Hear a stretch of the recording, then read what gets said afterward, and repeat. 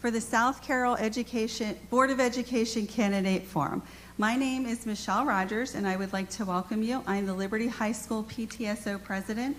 I, along with Jesse Lacko from Oklahoma Road Middle School, and also Scott Waltower, who couldn't be here tonight, Melissa Tursky, and Katie Reed, and my wonderful husband in the back, Dan Rogers, for helping us get this to this point. So thank you all for coming. Mr. Gons, thank you for allowing us to use the Liberty High School auditorium. Our goal is for the candidates running for our Board of Education is to be able to tell us why they are running, and a chance for us to hear what their responses are so that we can make the best informed decision for the upcoming election and vote for who we think is best for our schools. The questions for tonight have been submitted ahead of time by those that have registered, and we've consolidated similar questions into one, and we're hoping to get to as many questions as possible. Given the size of our candidacy, we may not be able to get to all of the questions, but we're going to try. We have 8 candidates, and along with Bob Blueball, who's behind me, he is the managing editor of digital content at the Community Media Center of Carroll County. He'll be our moderator for tonight as well. Please be advised that this event is being recorded. Therefore, the microphones will pick up conversations. So please watch what we say, everyone. Let's see, where did I leave off? We have 8 candidates that will all be given the exact same amount of time to answer a question. So if we can keep our applause or anything else down to a minimum so that we can all hear what they're saying. Remember, this is also being recorded, so this can be rewatched. So we want to make sure we're not in trouble. Before I turn it over to Bob, please again silence your cell phones for those that are here. And now I will turn it over to Bob.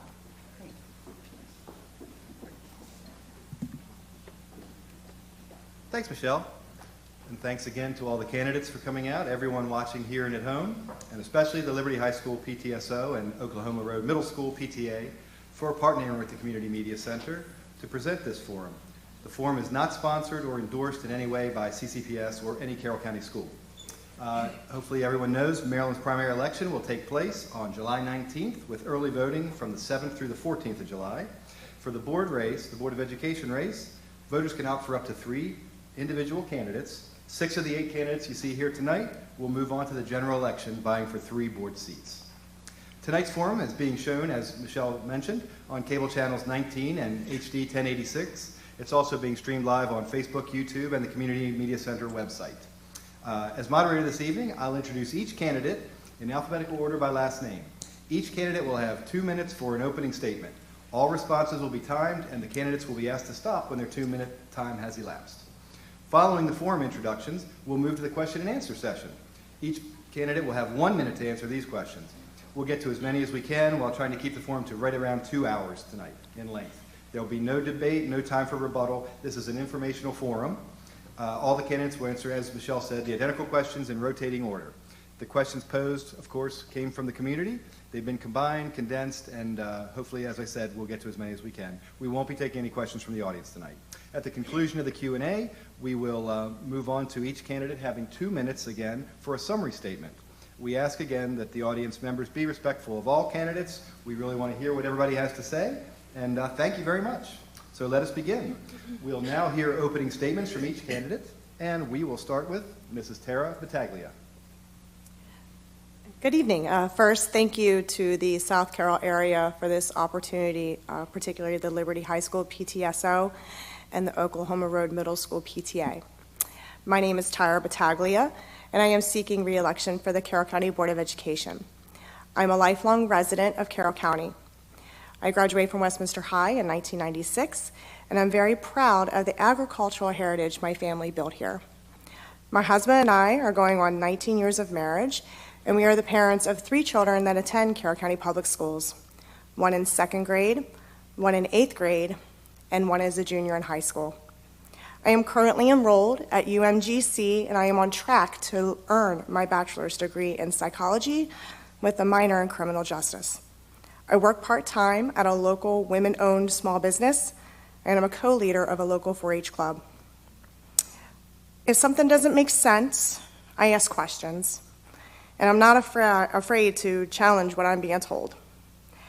We know that isolating children was and is the wrong thing to do, And I am proud to have been a part of being one of the first systems in Maryland to get our students back into the classroom because of the harm that isolation can and have on a child's education and their development.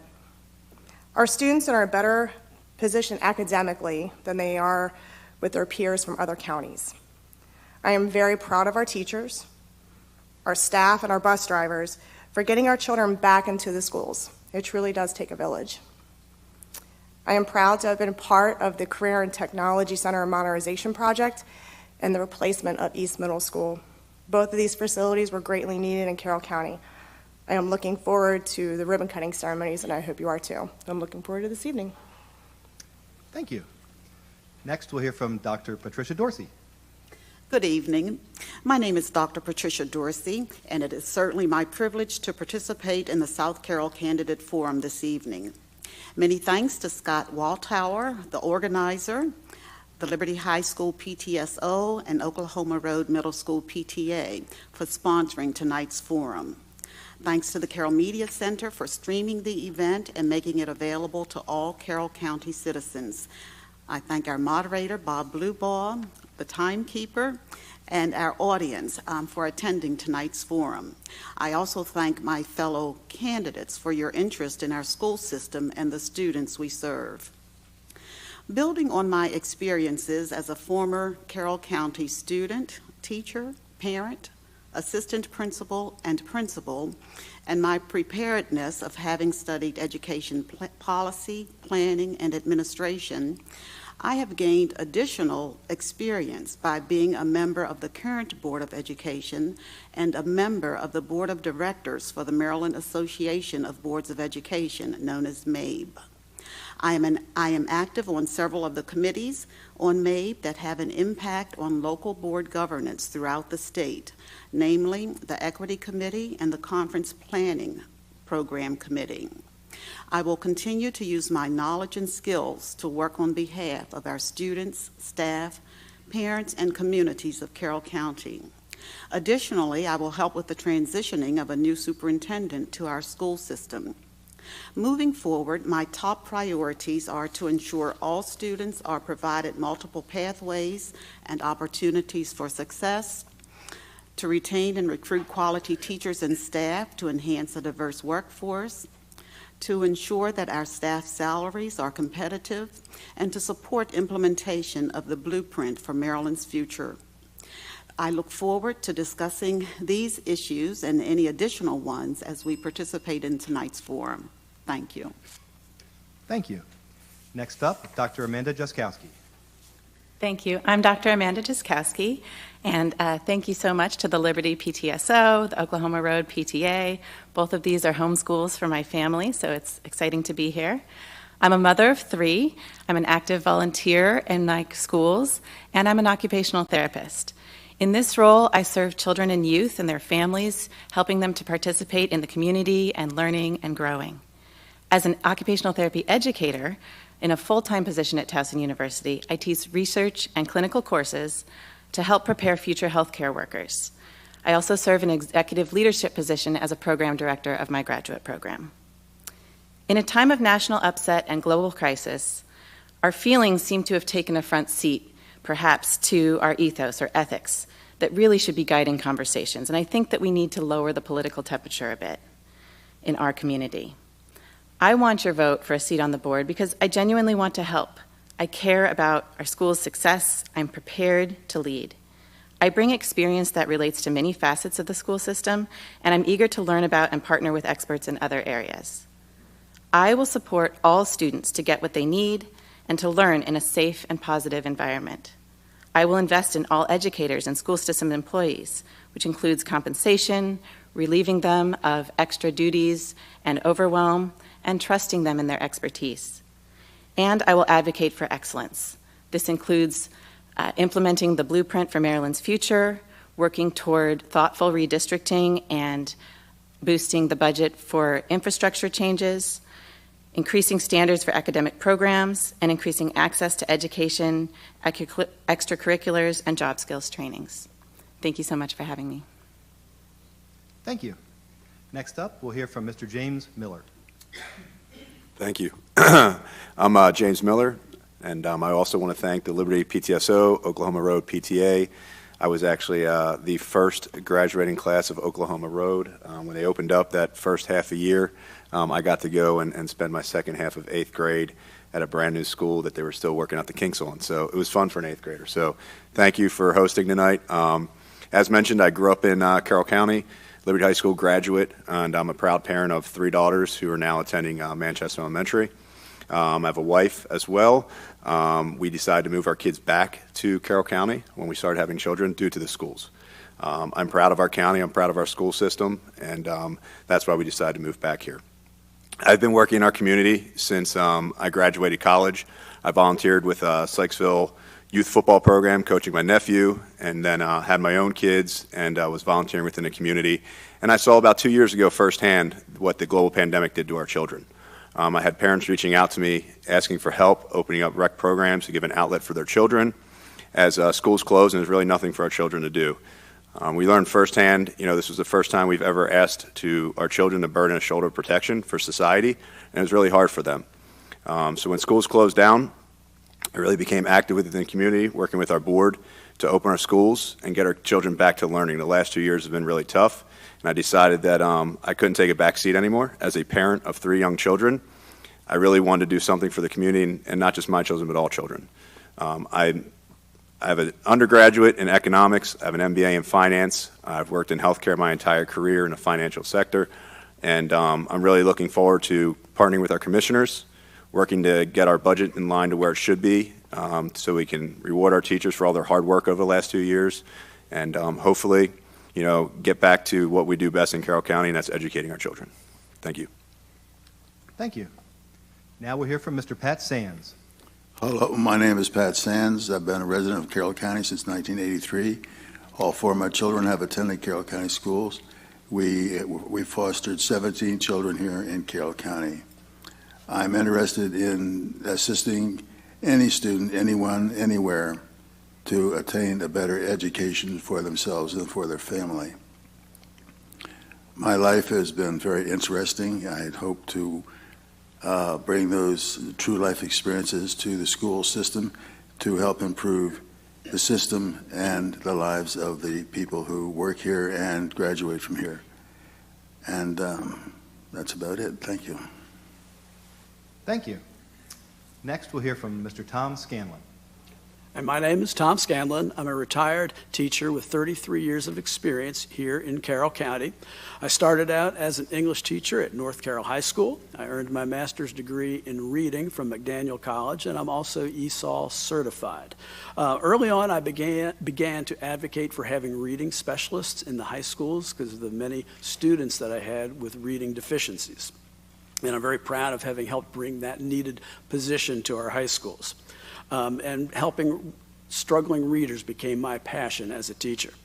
Over the years, I had several student teachers, served on several curriculum writing teams. In North Carroll, I also co-advised the drama club and supervised the literary magazine. And in 2016, I transferred to Westminster High School, and then I retired in 2020.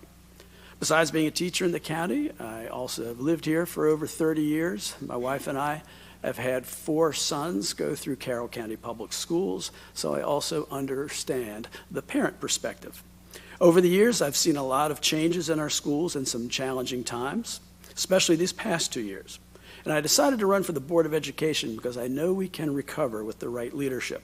The blueprint for Maryland's future is going to bring huge changes to education in Maryland. We'll have a new superintendent in about 2 months. We'll have 4 new county commissioners in November. So we need an experienced, steady hand in the coming years, and I think that's what I bring to the table because I've been in the system and I know how it works. And my 3 campaign priorities are to focus on our students in the classrooms, to fill the learning gaps, to get back on track to on-grade level instruction, attract and retain a highly qualified staff through competitive salaries and a supportive work environment, and finally to bring our schools back as community centers where families can come together to celebrate common values, their schools, and their neighborhoods. So thank you very much. Thank you. Next up, Mrs. Katie Speart. Good evening. I'm Katie Speart, Thank you for taking time to be with us this evening to learn more about the future of our Board of Education. Students, parents, caregivers, teachers, school staff, community members, and elected officials, each of us are here tonight because the future of our children and our community is at stake. We can continue to focus on what divides us, or we can focus on what stands before us, our children. I live in Union Bridge with my husband, Bryce, and our 6-month-old son, Tucker. Bryce and I met in high school in Carroll County Public Schools and have been together for nearly 9 years. I work as the executive director and founder of a local nonprofit, Together We Own It. Through this work as the founder, I serve on the Carroll County Local Management Board, the Carroll County Local Care Team, the Opioid Prevention Coalition, the Winners Mill Community Partnership, and the Circle of Caring. Together We Own It has served over 3,000 children and parents in Carroll County under my leadership, connecting children and families with necessary resources. I have a bachelor's in psychology, a master's in school business administration, and I'm finishing up my coursework this summer for my doctorate of education in community care and counseling. I'm a former substitute teacher for Carroll County Public Schools, and I serve on several work groups, committees, and boards throughout the county and the state of Maryland. I look forward to tonight's discussion, and I am hopeful for a chance to serve you in the Carroll County Board of Education. Thank you. Thank you. And for our final opening statement, we'll have Mr. Steve Whistler. Hi, good evening. Thank you so much for coming out today. I really appreciate the PTOs, PTAs from Liberty and Oklahoma Road throwing this forum, because it's so important that we give our voters and neighbors a chance to hear from the candidates and to make sure that they make the best possible selection in the primary and general election. I'm Steve Whistler. I'm definitely a parent. I have a child graduating from Liberty High School here this year, and I have a 6th grader at Oklahoma Road Middle. So I really appreciate my home schools also throwing this event tonight.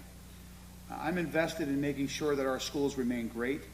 I'm so proud of our amazing teachers for what they did during the pandemic.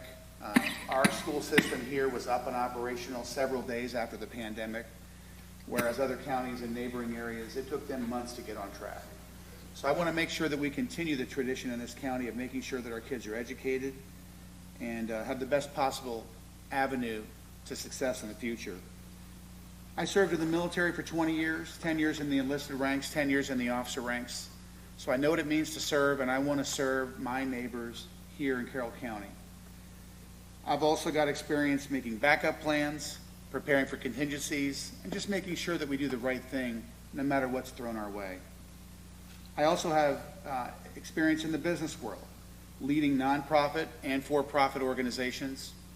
I've managed very large budgets in excess of over $2 billion. I've managed very large organizations with hundreds of employees, and I want to bring those skill sets to the board to make sure that we do everything right in this county.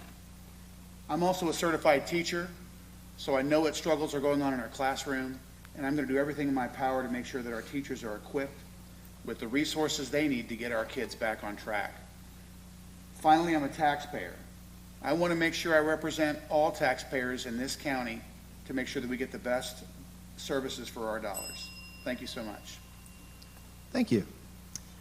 We'll now move on to the submitted questions. Remember, the candidates will have only 1 minute for each of their answers. So let's start with something straightforward.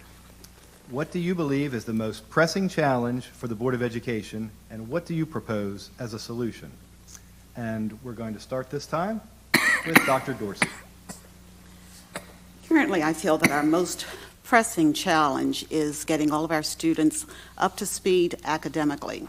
Again, we certainly had students who faced learning losses during the pandemic, and Carroll County Public Schools as a whole, we've done very well with statewide testing in the past, and because of the pandemic, the testing has been delayed a bit. We only have results from 2018, 2019 at this point to look at, and that data at that point was showing, that our students were performing quite well. But some of the data that we've looked at most recently shows that we really need to get our students up to par. We need to make sure that we're providing extra opportunities for learning for them by providing tutoring and extra time just to have some supplemental instruction provided for them. So I feel that it's the instruction of our students that's most pressing. Thank you. Dr. Jaskowski? Thank you. I think our most pressing issue right now is making sure that our teachers and other educators feel supported in the school system. These people love our kids. They lose sleep over our kids. And we need to make sure that they feel confident and safe and happy to come to work so that they don't leave us. If we do not have educators, we do not have a school system. We need to work to make up missed salary steps. We need to make sure that we are following the blueprint to increase support staff, increase diversity of hires, and more opportunities for leadership for educators. We need more and effective training. We need to decrease the amount of standardized testing and also be creative in how we support teachers. Perhaps considering loan repayment, child care benefits, more flexible teaching schedules, decreasing non-classroom obligations. There's many things that we can do, but we must support our teachers or we will not have a school system. Thank you. Mr. Miller? Thank you. I'm going to go with also learning loss. I had the opportunity to meet the junior class in Manchester Valley High School for mock interview day. And during mock interview day, you get a handful of kids. I managed to, about 16, 18 kids come to my table, and they bring an artifact with them. And half the students brought the report card from the first semester this year. And it was interesting. I was wondering why they would bring their report card. And they said they had to talk about a time they faced adversity in their life. And they said it was the last 2 years of school, not being in the classroom, trying to learn over a computer, not having access to the internet. And then they showed me their report card from this year. And they went from C's, D's, and F's to A's and B's. And they're proud of that. So our students want to get back on track. And we have wonderful teachers, and what I learned was our teachers are already trying to get them there on their own. They're taking time out of their day to get our students back on track. We had a wonderful summer recovery program in Carroll County, but we have to figure out a way, maybe using some tutors from our high schools, some of our overachievers in high school that are achieving well, to tutor our younger students to get them back on track. Thank you. Mr. Sands? In the past few years prior to the pandemic, I met students, recent graduates of the schools here in Carroll County, who couldn't read, couldn't write, couldn't read cursive. We called it script in my day. Couldn't do basic mathematics. I don't like that. If only one student escapes and can't do those things, we need to fix it. I have met students who don't even know how the U.S. government functions, don't know how the Congress works, don't know how the president works, don't know what his powers and extensions are. Do you know the president only has 8 powers? That's it, just 8. And I'm disheartened about it. In fact, I'm quite angry about it. I don't like it. Thank you. Thank you. Mr. Scanlon? Well, filling the learning gaps and getting our students on grade level instruction is absolutely necessary. To do that, though, we need instructors. We need a staff that is motivated and compensated. You know, the teacher morale is the lowest I've seen. That includes when they didn't get raises for 7 years. I mean, teacher morale is at an all-time low. We know administrators have left mid-year. Teachers are talking about leaving, would like to leave. So we need to turn that around. And this whole chasm of political ideology dividing our communities definitely has a negative impact on our school system and certainly on our educators. So we need to show our educators respect. We need to let them do their jobs without questioning their motives. And they shouldn't have to fight for just a modest increase in salary every year. Thank you. Mrs. Spear? Thank you. For me, it's simple. It's culture. I think that we spoke about the gaps in learning and the current state of our school system, but I think that all of it begins with the culture that we set forwards and the culture that we bring to the table as a school leadership. As we look to recover from the pandemic, I think it's critical that we acknowledge that we are a community. At the end of the day, we progress forwards as one, or we stay back. Our children, our parents, caregivers, our teachers. So I think what we need to do is empathize with one another. We need to hold each other accountable, acknowledge that each of us brings a unique perspective as a community member. And through this, I think we can increase teacher retention, decrease workplace trauma, and provide better intentional parent involvement within our schools. Thank you. Mr. Whistler? Thank you. Without question, I think one of the biggest priorities for the upcoming board is addressing the learning loss, without question. Our kids suffered extensively during the pandemic, and we first need to use the assessments as a guideline to where we need to go. But really our true barometer of where we need to go comes from teachers. Our teachers need to let us know where kids are deficient and recommend a plan of action through the superintendent. We also need to use and leverage the blueprint funding to make sure that we surround our teachers with the necessary staff to become successful. We have to make sure that we focus on not only readdressing learning loss, but maintaining rigor so that we can make sure that our kids can thrive and not just get by doing the basics. I also want to see us look at leveraging the business community to maybe step in and offer tutoring services, whether it's in person or virtually. But we need an all-hands-on-deck profile to get things back to where they need to be. But we all need to respect one another, and as Mrs. Spear mentioned, we really need to focus on culture and getting back to a respectful dialogue. Thank you. Mrs. Battaglia? While everything needs to be addressed, the biggest thing that needs to be addressed is funding. When county commissioners make statements that the Board of Education receives 50% of the budget, well, this year it was 43.4% of the budget. So in order to meet any of our learning loss goals, compensating our staff and our teachers, to making sure that we have all the resources our students need, we need to receive 50% of the county budget. 43.4 is not 50%. That is not half. We need to make sure our students and our staff receive everything possible, and I will continue to advocate for 50% of the budget to make sure these things can be addressed. Thank you. On to the next question. How do your career and life experiences qualify you to make decisions for the betterment of the current and future students in Carroll County? And what makes you a unique candidate for the Board of Education? And we'll start with Dr. Jaskowski this time. Thank you. Well, I started out in my career with the Board of Education as a student representative to the arts in high school for my state Board of Education in Washington State. And it was through this process that I was actually involved in the hiring of the state superintendent and got to kind of see the inner workings of the school system. I have since become a professor, and I've learned a lot about curriculum development. In my role as program director, I work to align the different learning outcomes with what we teach and generate large reports about this, very similar to what CCPS has to do. I also serve as the representative for my college on the University Budget Committee, so I have to make hard decisions and advocate specifically for my college, for funding priorities, and when we need to make cuts. As an occupational therapist, I work, again, to support children and youth and their families to participate in the community. I have training in child development, psychology, neuroscience, and I also am a statistician. So I know how to read and communicate science and evidence, and I will use that to inform my decisions. Thank you. Mr. Miller? Thank you. Tyra mentioned the budget. I need to get back to 50%.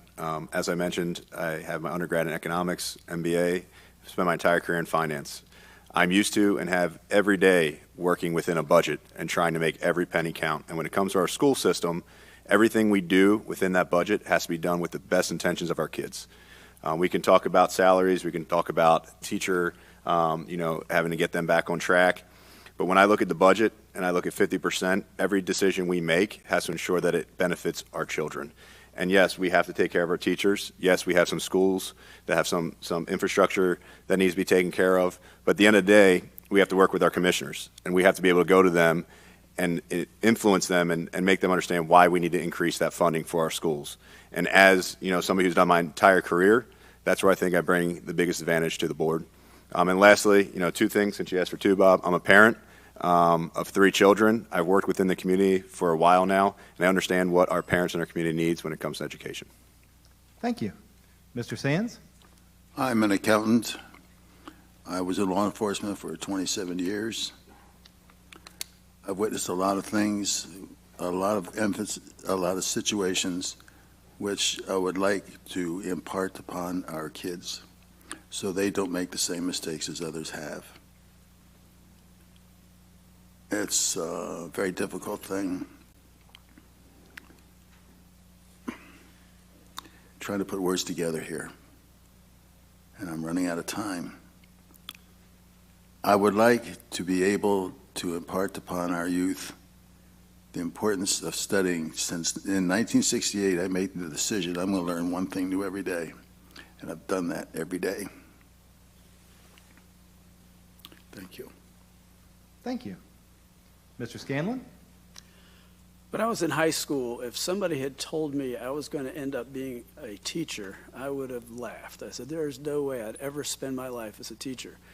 So I was in private enterprise for many years. I didn't actually become a teacher until I was in my 30s. So there's this whole life experience that I had going in as an older teacher. And a lot of high school students, they don't have any idea what they want to do when they graduate. We try to get them on career tracks, and we do our best. And some students know exactly what they want to do from day one, but there are a lot of them who don't.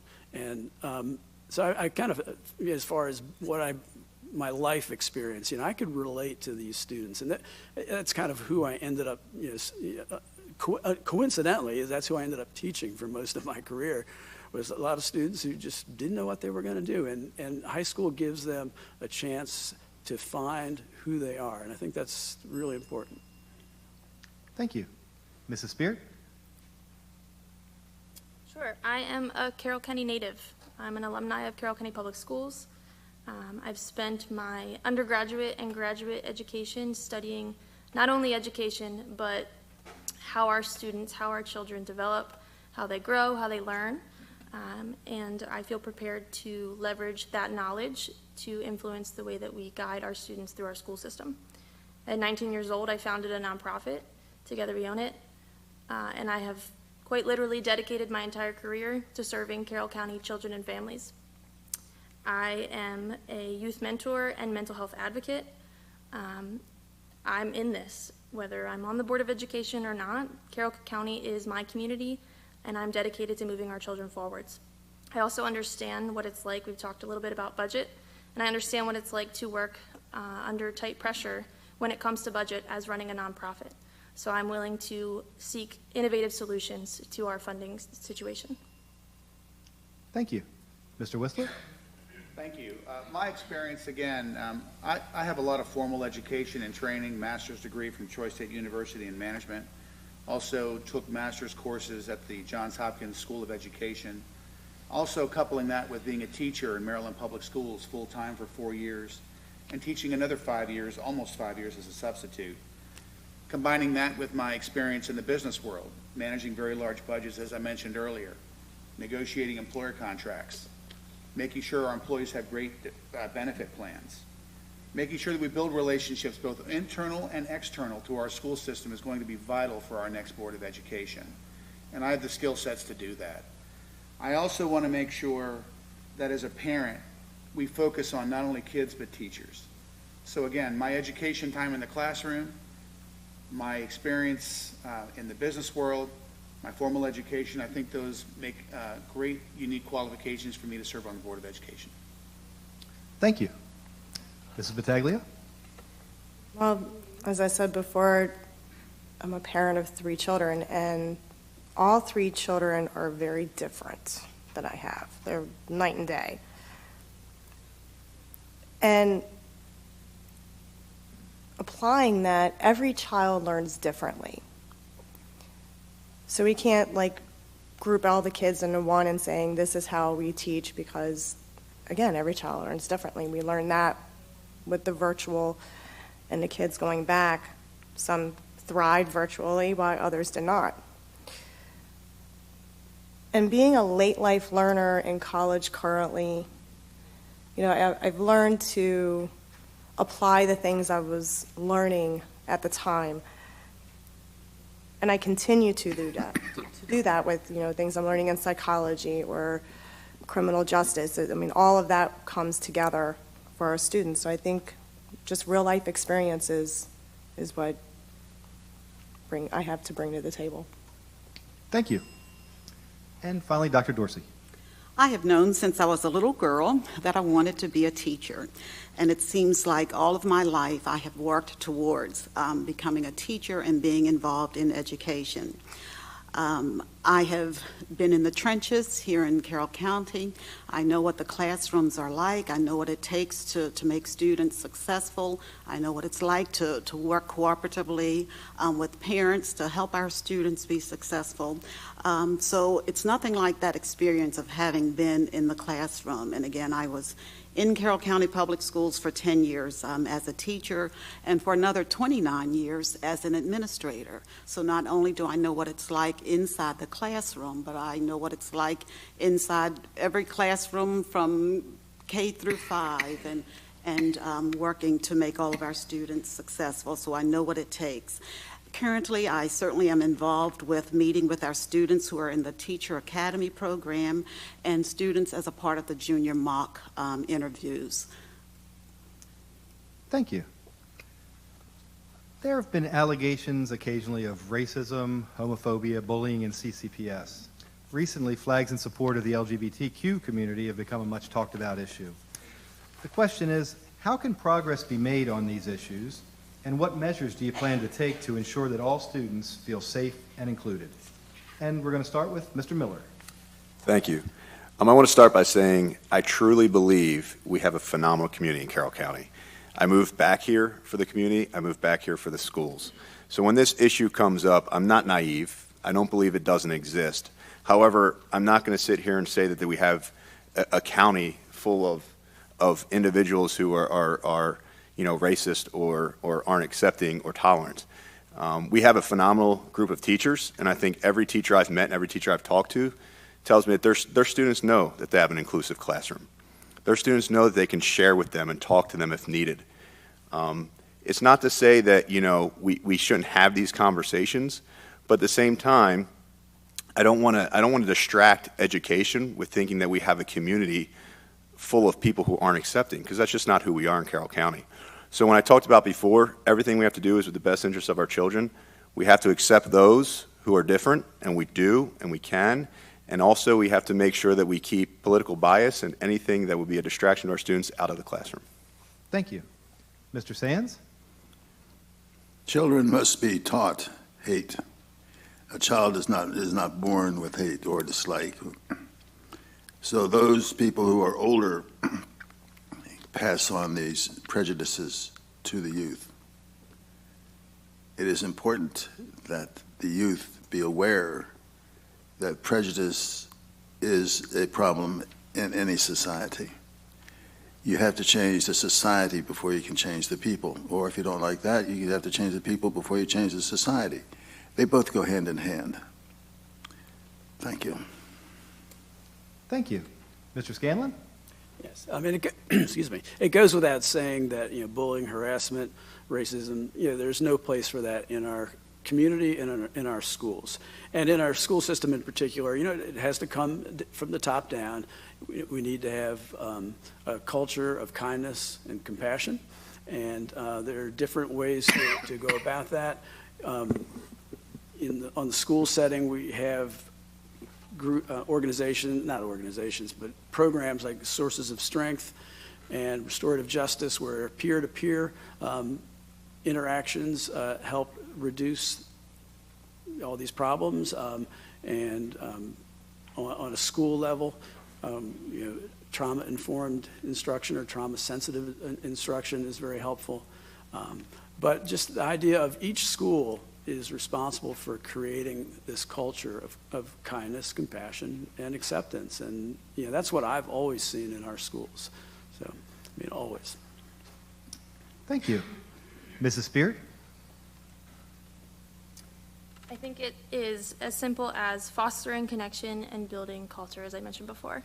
I think the root of most of this controversy is the culture within our school system and within our community. I believe that we need to get back to education, and by getting back to education, I mean beyond academics. I mean that we need to develop our young people, develop the social and emotional well-being of our children in order to develop self-aware, empathetic, and accountable citizens that are eventually going to be the ones that are running our community. So I think it goes back to culture, and I think a lot of the controversial topics that we are currently addressing, I think can be rooted back to the way that we treat each other. I think it can be as simple as the things we learn in kindergarten. I think as a school system, we need to do a better job at remembering the basics of how we treat each other as human beings, and what we want our children to see and do for themselves. Thank you. Mr. Whistler? Thank you so much. This is really one of the most troubling things that I've seen, not just in our county, but around the country. We are truly at a critical boiling point over this issue. And as a teacher in the classroom, my goal was to eliminate distractions so I could teach my students. And unfortunately, a lot of the hot topic issues we see in our classrooms today, I don't believe are initiated by students. I think they're initiated by parents. I think they're initiated by parents who have agendas, both politically and socially. And honestly, it's truly saddening and disheartening to see parents who have differences put our kids in the middle. We must stop fighting amongst ourselves. We must remove political and social issues from our classrooms, because I don't think we're going to focus on academics if we continually rip each other apart. Our children deserve the best education possible, no matter their skin color, their backgrounds, or preferences. Thank you. Mrs. Battaglia? Politics has no place in our classrooms. We should be teaching about different cultures and celebrating each other, practice mindfulness, continue our sources of strength programs. But one big thing is we need to learn how to respect each other again. That just because you disagree with someone, you shouldn't be calling them names, bullying them, or being cruel. And kids learn from their parents. But most importantly, we do need to make sure our children are learning how to read and write and know how to do math and to be career and college ready, to be out in the real world. We need to make sure everyone, all students, feel welcomed, and we shouldn't be isolating students for acceptance. All students are welcome, and staff in our schools and in the community. Thank you. Dr. Dorsey? How can progress be made and how to ID progress? I was a part of Carroll County Public Schools when we first began integrating schools in Carroll County. Some of the issues that we had back then are some of the same issues that I hear some of our student voices speaking about today. So how can we make progress? We have to have conversations. We have to have courageous conversations. We cannot be afraid to talk about race, what it looks like, and what some of the effects are. So we have to have those conversations. We have to have training. Starting with the Board of Education, I have been working with the MABE Equity Committee, and we have provided a workbook on equity so that when we say words like equity and inclusion and diversity, we all have a common understanding of what those terms mean. And we certainly need to make sure that our curriculum is based on the contributions of everyone, not just one particular group, but everybody who has helped to make our country successful. Thank you. Dr. Jaskowski. I think many of us are aware of the statistics on the increased risk of suicide and mental health challenges for students of color, those from the LGBTQIA plus community, and other identity groups. But this is about a human level.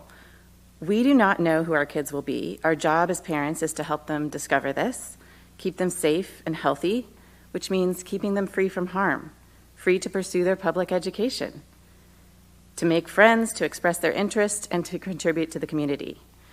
Dr. Lockard has said that we should love and honor and respect all students, but we need to do more to actively welcome and celebrate them, not get bogged down in how to restrict self-expression or what's posted on walls. And I respectfully disagree that all students feel comfortable in their classrooms and going to their teachers. I also disagree that identity or biology are in any way political. I think that if students and staff do not feel safe, they cannot learn. Thank you. Teacher retention is always a hot topic around elections. So first, do we have a problem with teacher retention in Carroll? And second, what would you do to help ensure that Carroll is able to retain the highly qualified, experienced teachers that we have? And this time we'll start with Mr. Sands. If a person is paid a sufficient excuse me, if a person is paid a sufficient salary, they'll do a good job. But then again, sometimes they won't do a good job. Problem is you have to weed out the people who cannot teach, have no interest in it, and make life difficult for their kids and for the kids they have charge over. It is my belief people who don't have the qualities of with good interpersonal skills and good communication skills, they shouldn't be a teacher. They need to have the basics and the knowledge of the skill they need to have in order to teach. That is to say, they need to have a firm foundation in the subject matter. I've met people who are teachers who have firm foundation and those who have no foundation, but they're excellent teachers. So if you give a person a carrot, he's going to run with it. Thank you. Thank you. Mr. Scanlon? Yeah, as I said earlier, that I think teacher morale is at an all-time low, and a lot of it is because a lot of teachers feel like they are not being heard. They also see all the division in the community, and it gets to people. It wears you down to see it. The other part, of course, is compensation. As I said before as well, that teachers went 7 years without a raise. A lot of teachers who have been in the system for a while, they remember that, and they bring that up all the time, which I understand. I was one of those people. So compensation, has to be part of the equation, and in that supportive work environment, kind of going back to the morale, because if you don't feel like you're being supported, it makes it very hard to do your job, because teachers, they work very hard and work way more hours than a lot of people understand, and so they need that respect is the other part. Thank you. Mrs. Spear? We need to treat our teachers as the professionals that they are. I think our teachers need voice. We need to actually listen to them, hear from their perspective. Only they know what really goes on in their classrooms from their perspective. And I think that we need to bring back voice to our teachers. We need to trust our teachers. We need to increase morale and support for our teachers through community engagement. Our parents are great individuals to focus on supporting what happens in the classroom by being an advocate and a support for their student and their students' teachers. The blueprint brings about some great benefits for the compensation of our teachers, and I am hopeful to see that come to fruition and will be an advocate to bring the blueprint to Carroll County as it's intended. I also think from a recruitment standpoint, we have a great teacher education program here in Carroll County Public Schools. I started through the process when I was in Carroll County, and we have great local universities. So I think increasing community partnership would help to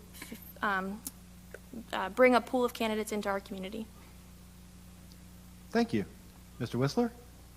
Yeah, I do think we have a problem with retaining great teachers in this county. Obviously, the economic aspect and the salary is a huge issue.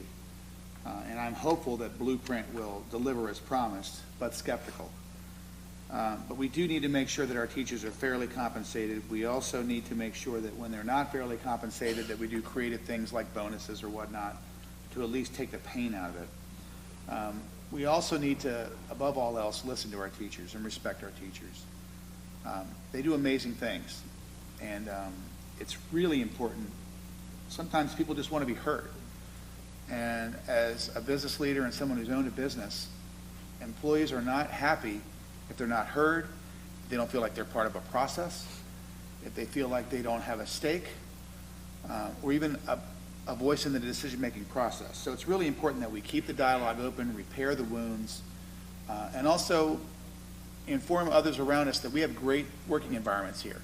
And it's a great place to work in Carroll County because of lower class sizes. Yeah, that's my thoughts on that. Thank you. Mrs. Battaglia? Of course, we want to keep the teachers that we have, and we want to attract teachers. But again, all of that comes from funding. If the school system is not receiving the funding from the county commissioners that we need, it's very hard to make promises. The blueprint of education sounds wonderful, and they're making all these great promises, but where is the money? Because as of right now, Carroll County's not really getting much. Baltimore City is, and other counties that are not performing well. We have here in Carroll County, our wealth per pupil is $590,000. We're ninth in the state of wealth. So we're not getting as much funding as we need from the state. So we need to continue to advocate to our county commissioners 50% of the budget, and we can pay our teachers better. Thank you. Dr. Dorsey? The bottom line for teacher retention is to certainly make sure that we're treating our teachers as professionals. Our teachers need to feel supported by the Board of Ed, and I know as Mrs. Battaglia is mentioning the budget and having to go before the commissioners, as we go before the commissioners, the teachers need to feel that, you know, we are certainly working on their behalf and requesting the funds to help them receive some competitive salaries. The staff members, the teachers, should never feel like they're not supported by the board. I think one of our main priorities as working with our staff members is to make sure that we're treating them professionally and to make sure that they feel supported. They need to feel empowered as well to make the decisions that they need to make for their classrooms. And finally, as far as our whole county is concerned, we certainly need to make sure that it's a welcome, supportive environment for education here in Carroll County. Thank you. Dr. Jaskowski? Let's be honest, no teachers get into the profession for the salary, including those of us professors who work at state public institutions, right? They get into it because they care about kids, they care about education, they care about the future of our community. What teachers want and need right now is to be respected, to be trusted, to feel listened to be acknowledged for the good work they do. You know, we started the pandemic with signs up saying that teachers were heroes, and parents saw how difficult their jobs were. And then somehow things shifted, and it became a culture of surveillance and mistrust about teachers. And I'm not sure how that happened, but we need to move away from that. You know, I talked to some teachers who say, I'd love to be involved in my PTA. We have no teachers on our PTA. It's just parents and students. But I don't have the time in the day. I don't have time to complete my classwork. I don't have time to be with my family. So we need to give them more support. I spoke about some ideas about that already, but teacher retention is crucial. Thank you. And Mr. Miller? Yep. So I think it's important that we look at our teachers and really give them the tools they need to be successful. When we look at private business, you know, we talk about budget. We can go to the commissioners and talk to them until we're blue in the face, but ultimately the decision on funding comes from the commissioner. So we have to separate those two. We have to fight for our teachers, but understand that as a board, we don't really control that, right, unless we get the funding from the commissioners. If we need more funding, we got to go. If they don't give it to us, we got to come up with another creative way to incentivize our teachers. I think there's a great opportunity to reward excellent teachers. We do it in private business all the time. If you're an excellent employee, we find ways to incentivize you with one-time bonuses. We find ways to incentivize you with other perks. So we have to identify our teachers that are doing a great job and figure out ways to incentivize them and retain them. I do think it's important when we talk about the culture of our schools that we look and realize, you know, people come to Carroll County to teach for a reason.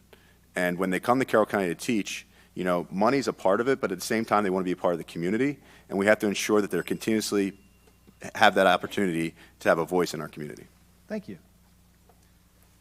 Advanced placement classes and tests can be valuable for students seeking college acceptance, credits, and scholarships. The AP Board has made clear that it is possible, if Carroll County bans books and allows parents to censor topics, the rights to AP classes currently being offered in high schools could be pulled. What is your stance on this? Mr. Scanlon is up first. Well, I do believe that is a real danger. The AP courses are very, very important for many reasons. Our daughter-in-law, she took enough AP classes that she didn't have to take a whole semester of courses. So we need to protect the AP classes, absolutely. And they are looking at, like you said, possible censorship of curriculum and books. So we need to be very diligent in making sure that we have a curriculum that is open and honest, and that we have texts that are age appropriate but also current, that meet the standards of the AP. This is very important because our students need that, and as well as concurrent enrollment opportunities. Thank you. Mrs. Spear? College and career readiness is a critical and necessary outcome of public education. I work with a number of students through the organization where their experience throughout high school is critical in their ability to obtain work and employment, to get out of difficult situations at home. I think that this is a very important topic to discuss. I also think that the controversy over the books in our libraries is important too. I think that we need to ensure that AP classes are here to stay, but also ensure that we have age-appropriate books in our libraries. Beyond age-appropriate, though, we need to have literature that challenges our students to think beyond their own perspectives. We need to create environments in our schools that our children can learn varying perspectives, opportunities for debate, things different than what they go home to. I think that's really important in developing critical thinkers. Thank you. Mr. Whistler? Thank you for that question. It's really mind-blowing to me how an agency can threaten to take away things within our county and our student capability or student opportunities just because our parent community, our librarians, our CCPS system thinks that a book is inappropriate, especially from an age-appropriate perspective. As an educator, there are many books out there that you can choose to educate your child on a particular topic or interest. We really need to stop trying to supercharge the environment with controversial topics and issues, and we really just need to focus on what we need to do, and that's educate our children, give them access to challenging material, making sure that we're doing it in a way that just focuses on the end objective, and that's making our kids college and career ready. So I am a big proponent of making sure that our parents have a say in what's in our libraries, and they need to be age appropriate. Thank you. Mrs. Battaglia? I don't think anybody could argue AP courses are for high school. Obviously, AP is not for a kindergartner. And we also talk about age-appropriate material. So, of course, AP material is for our high schoolers to prepare them for college. We hear about making sure our curriculum fits the needs of our students, fits the community, but it definitely needs to be age appropriate. But AP is much different than, of course, regular college, regular high school courses or middle school or elementary. It's like I said, AP is for those who are getting ready to go into the next step of their life for college. So, it's much different. I mean, I'm not for censoring AP classes, absolutely not. But we do need to make sure, especially the younger students, that we have age-appropriate material for them. Thank you. Dr. Dorsey? Certainly, we need to provide a well-rounded curriculum for our AP students, our AP class students, and we may need to make sure that as a part of that curriculum that we're certainly involving them in higher level thinking skills and critical thinking skills, having thoughtful, divergent kind of thinking activities. And a lot of times the literature really does allow you to pull a lot of these thoughts out as you're working with high school students. And again, to have subjects that they're really interested in, really does create some buy-in or some ownership for them as well. So again, I'm all for these pieces of literature that really do help to develop the critical thinking skills.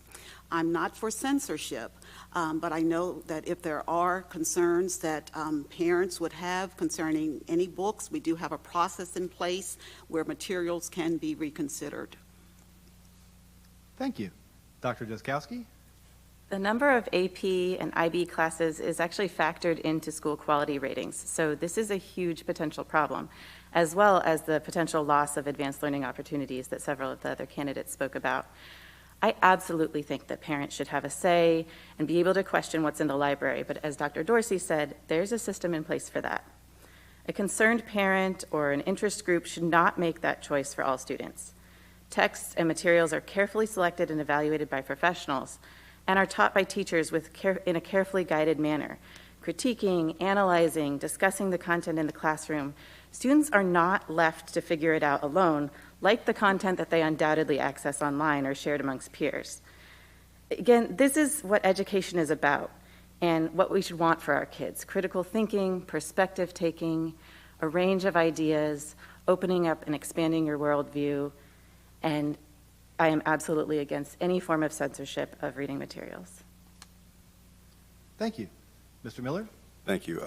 It's ironic because I don't know if everybody knows, but there actually is already a banned book list that's been around for years of books that can't be in our libraries. So this topic isn't new. It's just a hot topic right now. And actually, I appreciate this question because when I was asked this months ago online, I made a very simple answer. Parents deserve to know what's in the curriculum and what's in the library, and then parents make the choice for their children on whether or not they're going to take that course or read that book. But when we talk about banned books, I just think it's ironic because there's a ton of them, and it's for years they've been banning books or taking books out of our library. But now it's a hot topic because it's books that maybe one side or the other side wants. But for me, it's simple. AP courses, if a book is needed for an AP course to keep that accredited course, great. But let the parents know what's in that curriculum and let them decide if their child's going to take it. When it comes to elementary, middle school, they have to be age appropriate, and we go through the process that we've done for years to determine whether or not a book should be in the library. Thank you. Mr. Sands? When I graduated from senior high school on June 6, 1961. We didn't have these problems then. Yeah, we had books that were not allowed in the library. But we didn't have this heated discussion there seems to be today. I am opposed to pornography in our schools. This is the only way to describe it. Some of the things you see, some of the things these kids talk about, it's not right. They're supposed to be here to learn the academics they need to survive and make their way in this world. They need to know what they need to know in order to make a good living. There was a case before the Supreme Court where the Chief Justice ruled, I can't define pornography, but I know it when I see it. You lose, you win. That's the way it was. That was about, what did I say, about 30 years ago or something like that, maybe 40. If the parent doesn't have the ability to censor what his child is learning, that's wrong. Thank you. Okay, outside of COVID-19, critical race theory might have been the most oft-discussed topic in education, locally and nationally, over the past few years. Maybe the most misunderstood as well. What is your stance on CRT? Is it being taught in Carroll, and do you think any form should be taught or should not be taught? And this time we'll start with Mrs. Speart. I believe that CRT doesn't have a place in our school system. I believe the controversy over whether or not it is in our school system is likely that, I should say, I don't believe it's a school system issue. Whether or not individual cases have come about, I think that should be dealt with individually, but I think the notion that this is a Carroll County school issue is inaccurate. I went to Carroll County Public Schools, graduated in 2014, spent K through 12 there.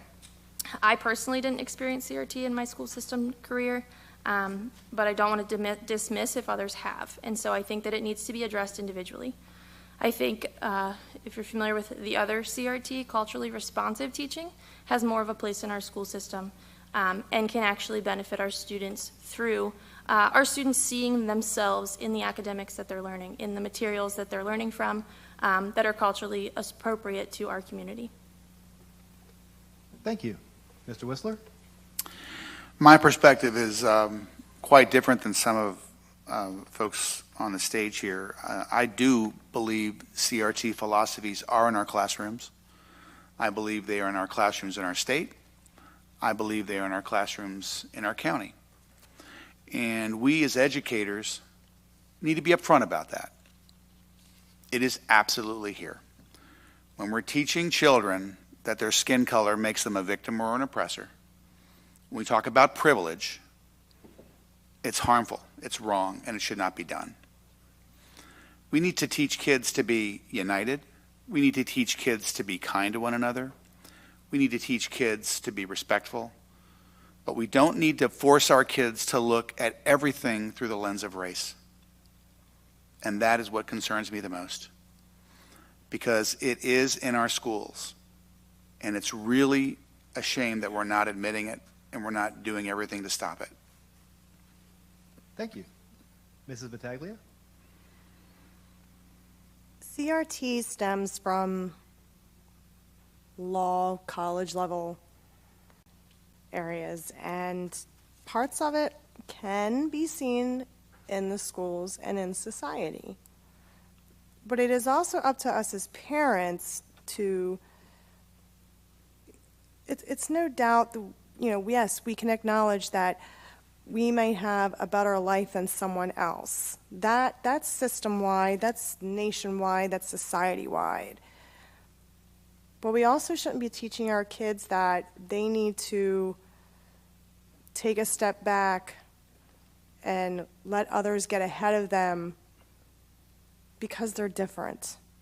Everyone should have a level playing field, but no one should have to feel that they need to go without to make others better. Just everyone help each other the best they can. Thank you. Dr. Dorsey? It's my belief that CRT certainly does not belong in Carroll County Public Schools. Again, it's my understanding that CRT was born from the legal system and discrimination within the legal system. So I go back to what I had said earlier about needing training, because we have a misunderstanding. Whenever we hear words like equity, diversity, and inclusion, some people are associating those terms with CRT, and they're really not related to CRT. In fact, equity for our state of Maryland, including Carroll County, is really providing access, equal access to all of the curriculum, the rigorous curriculum and supports that we have. So we're providing it equitably so that every student has equal access to it. So it's training that we need. Thank you. Dr. Jaskowski? Yes, I don't think that I have seen any evidence that CRT is present in Carroll County Public Schools. I also agree with Dr. Dorsey that there seems to be some misperceptions on what CRT actually is, including among some of my fellow candidates. CRT is a body of legal scholarship that talks about the truth of our history and how that relates to disparities in wealth and health and opportunity. Our society can lift each other up, or we can create and reinforce barriers. The role of education is to learn from the past, teach truth, and make a way forward. It's advancement. That's what we all should want for our children. When you erase the history and experience of one group to protect another, you're saying that one type of child is worth protecting. Thank you. Mr. Miller? Yeah, this topic came up at a board meeting a few months ago where students stood up and actually presented to the board and said, I was asked to fill out a paper to explain why my skin color made me privileged. So it may not be in our schools as being taught, but I think we have, instances of it. And like it was mentioned before, we have to deal with that. We can't ignore it. With that said, CRT does not belong in our schools. And when we see it happening, we have to address it. And I think that comes from the top. And I will say, You know, everybody deserves an equal access to education. Dr. Dorsey said it great. You know, equity doesn't care about skin color. Equity talks about everybody, and everybody has an equal opportunity to education. And that's what we should do in Carroll County. We should worry about making sure all of our students have an equal access to the best education that we provide. But when it comes to CRT, it doesn't belong in our schools, and when it does come in our schools, we can't ignore it and pretend it didn't happen. We have to address it and ensure that it doesn't reoccur. Thank you. Mr. Sands? I believe the answer lies in the title, Critical Race Theory.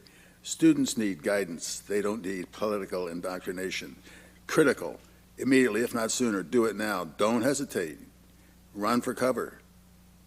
Race, I have no idea what that really means. I looked it up in 3 dictionaries and online, and they don't seem to agree.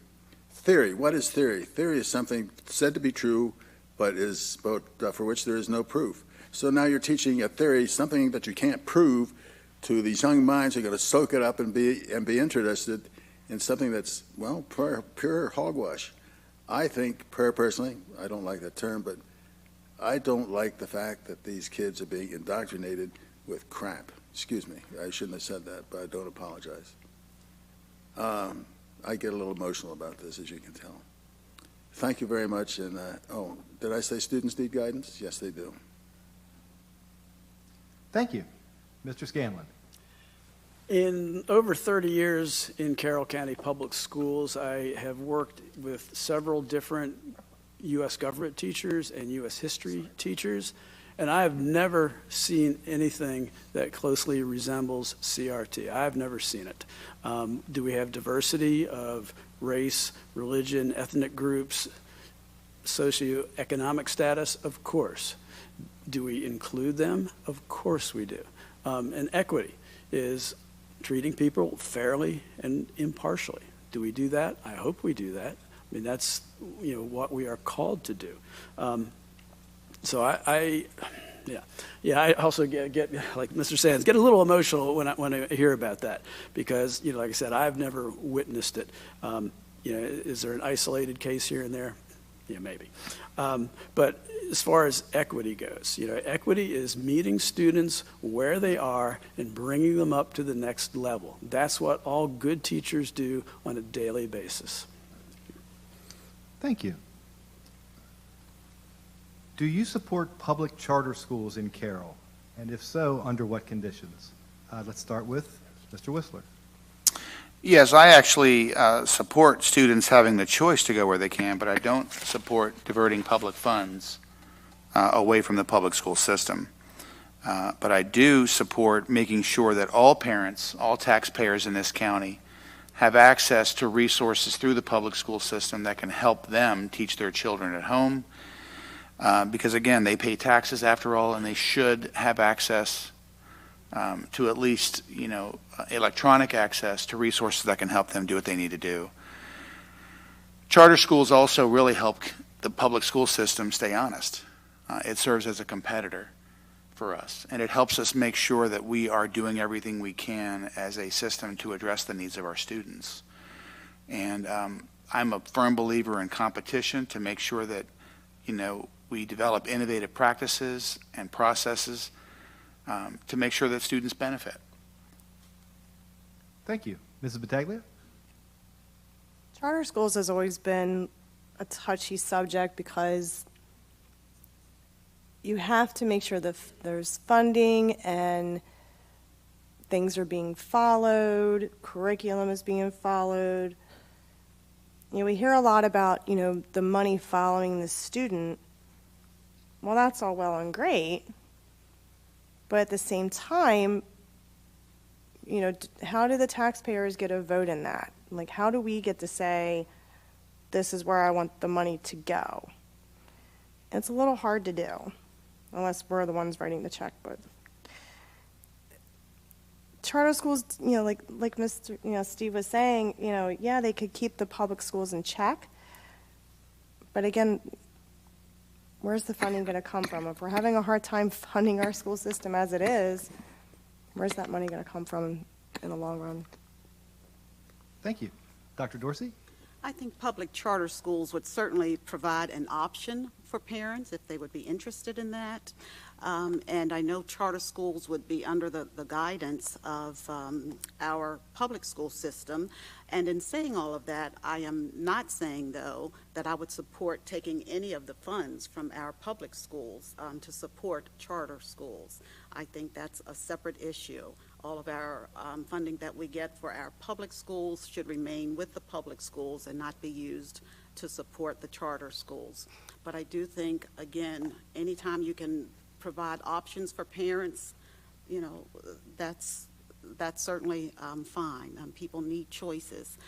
We certainly would hope that parents would have their children attend our public schools because we really do provide a well-rounded education for them, and we'd like to have all of our students in our public schools, but I know that certainly some parents want to have other options. Thank you. Dr. Jaskowski?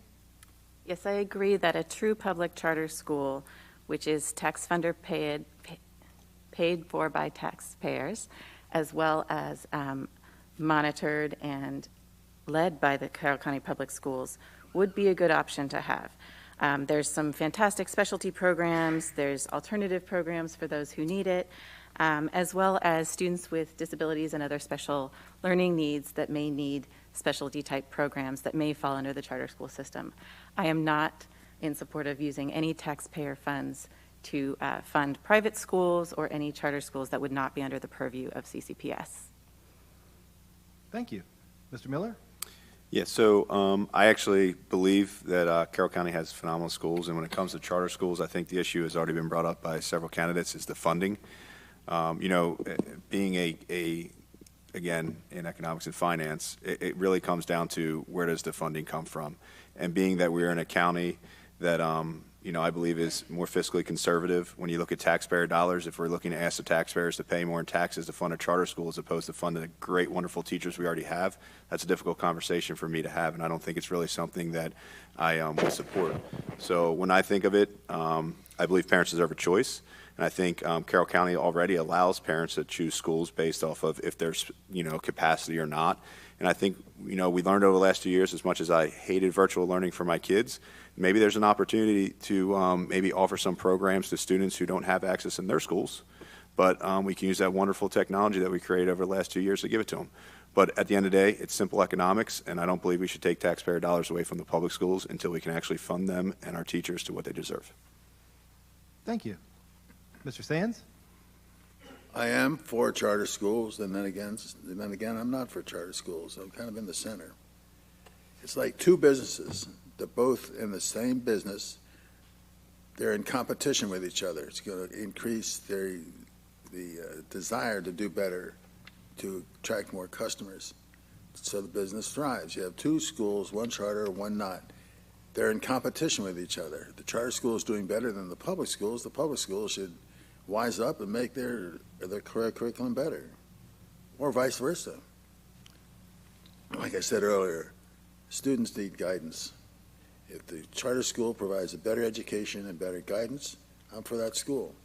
If the county school or the public school provides better guidance and better education, I'm for that school. It all comes out in the end when you consider the result. Thank you. Mr. Scanlon? Yeah, I'm pretty much in agreement with a lot of people, with what a lot of people have said here tonight. You know, Maryland has a good track record with the charter school system because basically charter schools in Maryland have to follow the same rules as the public schools. And they've proven effective in Baltimore City, I believe. And I can see a place for, you know, schools for special needs like dyslexia, perhaps. But the bottom line, as others have said, is we cannot be diverting funds from our public schools to pay for charter schools. We barely have enough money to get by as it is. So, you know, the funding is extremely important. Because in, you know, public schools, you know, we take everybody. So, you know, we need those public funds. Thank you. Mrs. Spear? In March, I spent 2 weeks in Sweden studying their system of education. And something that stood out to me was student choice. And I think we've talked a lot tonight about parent choice and teacher voice, but I think what we've failed to mention is the voice of our students. In college, I did my senior internship at a charter school in Baltimore City, so I understand the opportunity that public charter schools bring to the table. So I would not be opposed to public charter schools. Again, I'm in agreement with the rest of the team up here that I would be against diverting any already strained funding from our public schools to public charter schools. But I do value student choice, and I think the opportunity to have different opportunities throughout high school and through other years to learn from different experiences and in different types of learning environments, I think would be a benefit. Thank you. Now we're back to Mrs. Battaglia for the next question. Please explain the difference between equity and equality. Which of these do you support within our school system, and please cite specific examples of situations that would call for the approach you support. I think the two words get thrown around a lot. I mean, obviously, we want to make sure everyone is equal and treated equal and has the same equal opportunities in education. But at the same time, we should not be bringing one student down to bring another one up. We want to make sure students have a level playing field, but we also want to make sure we're not bringing another student down to bring another up. And that's one of the issues that we keep hearing about. You know, our gifted and talented programs, we're hearing in some areas those are being dissolved. You know, our virtual learning programs, you know, we're trying to, again, create that equalness in our education with foreign languages and all the high schools. So I think everyone needs to have a better understanding of both of them. Thank you. Dr. Dorsey? Again, equity is providing rigorous access or providing access to rigorous curriculum and resources to every student. And again, that's what equity is all about. When you ask for examples, and again, I won't really think of anything right now that's in the school system right now, but an example that helps me with equity and equality would be the example of buying shoes. You know, I might just say to everybody in this audience that, you know, I've got people waiting outside and they're going to bring you in a pair of shoes. So if I would give those shoes out to you equally, everyone is going to get the same size that I wear. You're going to get a size 7.5 shoe. So equally, if you're not a size 7.5, you know, you're going to have to do something else with yours, maybe give it back to me. But equitably means I'm going to give you your size. So equity speaks to providing for the individual differences. Thank you. Dr. Jaskowski? Thank you. Equity is when, again, a one-size-fits-all approach. Everyone is given the same thing, when clearly that's not the way forward. Equity, instead, is when we give people what they need to succeed, right? So the students that I serve as an OT, they might have an IEP or other accommodations to allow them to access the curriculum appropriately. They might have assistive technology. They might have a support staff with them. There might be speakers of other languages in the schools, and they need additional communication services to allow their families to participate in family programs. We have free and reduced lunches, and those are at different tiers based on family income. Additional access to technologies, wraparound services for students from underserved communities so that they can participate in school effectively and be safe and healthy. This is what equity is about. It's about raising everyone up. It's not about bringing anyone down. Thank you. Mr. Miller? So I don't know how you beat the shoe example in describing the two. So I'll just say, I'll give an example of equity. I have a kindergarten daughter who started school on an IEP because she went 2 years through a pandemic and a mask when she was critical time of learning to speak. And so equity is giving her a chance to leave the classroom, to have one-on-one focused education so that she can be back on par with those in her age. Equality would have been, this may be better than a shoe example, I don't know. Equality, it would have been just teaching her the same as the rest of her peers. So again, I think there's need for equity in education, and really it's about bringing those up. I do not support anything that obviously would hold a student back. As a former student athlete, and as a former coach here in the county, coached Liberty High School baseball for a while, you try to take your bottom and bring them to your top, but at the same time, you don't restrict your top. And that's really what equity does, and I think we do a good job in Carroll County to bring our students up while ensuring that our students who also are high learners are getting a chance to achieve. Thank you. Mr. Sands? When we were born, God gave us certain gifts. We all don't have the same gift. This person has the gift of language. This man has the gift of medicine. This man has the gift to drive a boat. We can't all be equal in that respect. We all have different gifts and different abilities. But we need to have the same opportunity to learn other things and be exposed to other things. I agree with what this gentleman said. He put it right, and I thank him. That's Thank it. That's tout. Nada más. Thank you. Mr. Scanlon? Okay. Equality is treating people the same with status, rights, and opportunities. Equity is being fair and impartial, especially with opportunity. As an example, as an English teacher and a reading specialist, I've taught thousands of ninth graders. And coming into ninth grade, I had students who could barely read on a first grade level, and I had students who could read college-age texts and everything in between. So you don't teach a student become a better reader by giving them a text they can't read. If they have decoding issues or sight word deficiencies, you have to meet that student where they are, scaffold the instruction to bring them up. And that's kind of basically what some of us have already been saying. But that's what equity is. It is giving students the opportunity to improve and to learn and to move forward. Thank you. Mrs. Spear? I think we've done a pretty good job at defining equity. It is meeting the needs of all students. During the pandemic, I could be seen advocating at the Board of Ed meetings for equitable access for our students.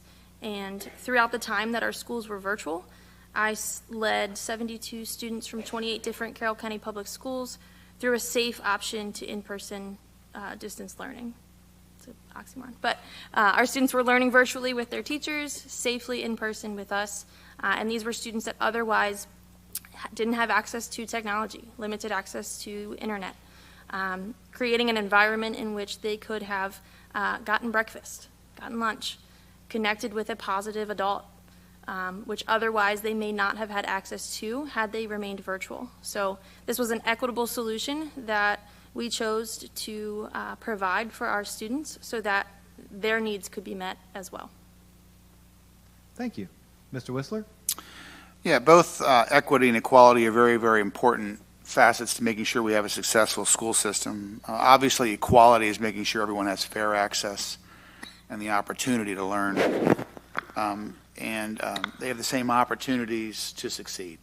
And with regards to equity, equity is very simply just helping a student understand, master, and learn the content. A very clear example is, for example, English speakers of other ESOL students, people that speak other languages. It's very difficult to teach someone math who's from Russia if the instructor's an English-speaking instructor. So we need to provide that student accommodations so that they can learn the concepts, practice the material, and succeed. We also have things like scribes and readers for those that have trouble writing or those that have trouble reading. We also have extra time given to students when they need it. But it's very important that we identify students very early on if they need IEPs and 504s so that they can get those equity services that are critical to their success. Thank you. Okay, the next question clearly was submitted from someone on this end of the county. The HVAC at Carrolltown is from 1976. Liberty's is from 1986. Orms is in need of a new roof, and Freedom is served by multiple portables. Yet there is no plan to remodel or add another school to serve the population, despite multiple developments planned that will feed into these aging schools. So the question is, how can you work with the Board of Commissioners to protect class sizes while working to upgrade school facilities. And let's begin again with Dr. Dorsey. Every year, we take a look at our facilities as a part of a facilities master plan, and we're able to look at every facility that we have in the school system, its age, its number of classrooms, the number of students it serves. We're able to look at the state occupancy rates and the functional rates of occupancy for these buildings. And we really need to be on a process where, you know, we are addressing the older buildings. I know we go for the HVAC updates and replacements, and we try to get those scheduled as we can. But then there comes a time, like in the Freedom area, where we are looking at, you know, the facility is basically inadequate as far as class sizes are concerned. So we do need to begin to address additional redistricting for the whole area, so we can take a better look at that. Thank you. Dr. Jaskowski? Thank you. One of the reasons that I was interested in running for the Board of Education is because there is not currently any representation from the South County area on the board. I'm someone that knows the schools in this area. I know the families and the staff. I know the community and the neighborhoods. And redistricting is something that's always complex. It's always fraught, but it doesn't have to be painful. I think it just takes thought. It takes planning and foresight. I've spoken with several commissioners who've talked a lot about the fact that they would encourage the Board of Education in the future to be a little bit more long-term thinking, so not just aligning with the strategic plan in budget decisions, but thinking about maybe reprioritizing some of those infrastructure decisions. And I think also that enacting the blueprint as written is really going to take us a long way toward protecting those smaller class sizes and making sure that we can help apply for grants and work with the commissioners more effectively to make sure that we're not falling into any of the developer loopholes and so forth, and really serving our community. Thank you. Mr. Miller? So quickly, since I ran out of time, my 6-year-old semester without a mask has mastered her IEP and has 190 of her 200 sight words already. So I'm proud of the fact that she was able to attend Carroll County Schools mask-free the second semester. As for the southern end of the county, I was a Liberty High School graduate, and as a student, I remember loving the portables in the spring because they were air-conditioned. You would actually be excited if you had a class in your second semester was outside because you got air conditioning. I also mentioned I was the first class of Oklahoma Road. So again, modern air conditioning was great in the spring. As Amanda mentioned, I also am from the southern part of the county, and I know this county well. My whole family's still down here. I decided to move to Manchester. Nothing against Liberty or Oklahoma or Sykesville, but we do have to work with our commissioners. Bottom line is the money comes from them. So it really is about negotiating and actually understanding where they're planning on developing. You know, a lot of times we hear about developments when it's too late in the process for schools. So when we're looking at expanding down here, this is a huge growth area, and they're talking about putting new communities in, we have to look at our schools, and we have to understand how we can get the money from our commissioners. Thank you. Mr. Sands? I think the best thing to do is look at what the forecasts are. Look at the forecasts 5 to 10 years ago, see how accurate they were. If they were fairly accurate, okay, then run with it, baby. If the forecast for population growth is significantly different, that is, there's going to be more folks moving in, the policies of the schools need to be adjusted to match that growth. If it costs less to modify a school, okay, go that way. But if it costs less to build a new school, then go that way. To me, it's a matter of projection for the amount of students that you're going to have in the county and how well they can be accommodated. It's not a question of money to me. Money's always there. You can find it somewhere. But building something that's adequate and fits the needs of the population, that's what to me is important. Thank you. Mr. Scanlon? Yeah, capital improvements, maintaining the buildings has perennial been a big issue. A former principal from Liberty High School several years ago told me that the roof was leaking way back then. So we definitely need to prioritize the needs. The HVAC and the roofs are the two things that you hear about all the time. But the money, as has been said, will come mostly from the commissioners. So we have to work in conjunction with the commissioners. Somebody will come from the state, for sure, and the blueprint will add some money as well.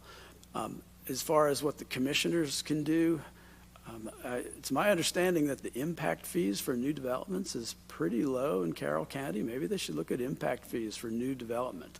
I'm not expert. I won't claim to be an expert in that department, but we definitely need the funding to keep the schools in good condition. Thank you. Mrs. Spear? I think that we need to update, as we consider capital improvements, I think we need to update our assessment. I think we need to understand better the state of all of our schools beyond the strategic plan for capital improvements.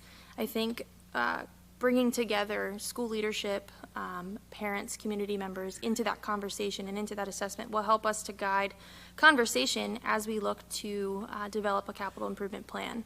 I heard from another group of parents that school playgrounds are an issue, and that it's up to parents and the parent community to fundraise to provide playgrounds for our students, which to me is unacceptable.